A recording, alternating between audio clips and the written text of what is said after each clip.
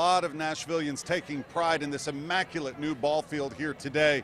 We should point out this place did once represent some of the worst when it comes to our nation's racially divided past. For a look at that story, let's go back to the studio and Vicki Yates. Hey, Vicki. Hey, Rory. Back in the 1920s, there was a clear division here between African-American baseball players and white baseball players, as they weren't even allowed to play on the same field. Tonight, Chris Conti introduces us to one man who saw firsthand what that place used to be. Well, I started when I was 16.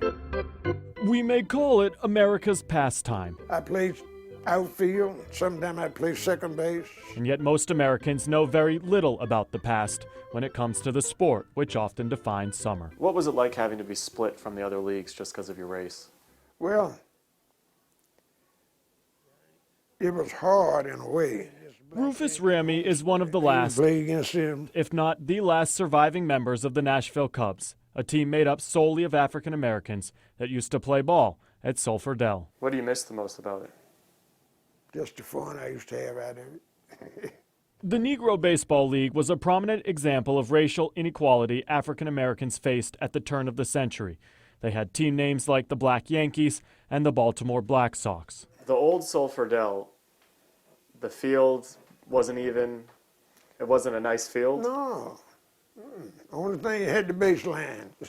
That's was about it. But there was nothing else And nice the about mound. it. The rest of it grass and weeds.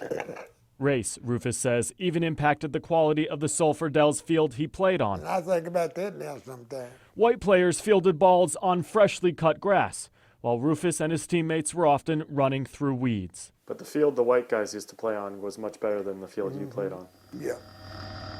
The field was a lifetime and a world away from First Tennessee Park. Parts of it weren't even level. The first couple of games I played there, I failed. Because of the hill. Call it a hill, I'd be running, looking, next thing I know, the hill way up here. But when we showed him how the park looks now, Rufus couldn't help but marvel at what's been done. It's not done yet, but that's kind of what it looks like now. Oh, yeah. I wouldn't know how to act in that. He just hopes people don't forget the past of America's pastime. Chris Conti, News Channel 5 HD.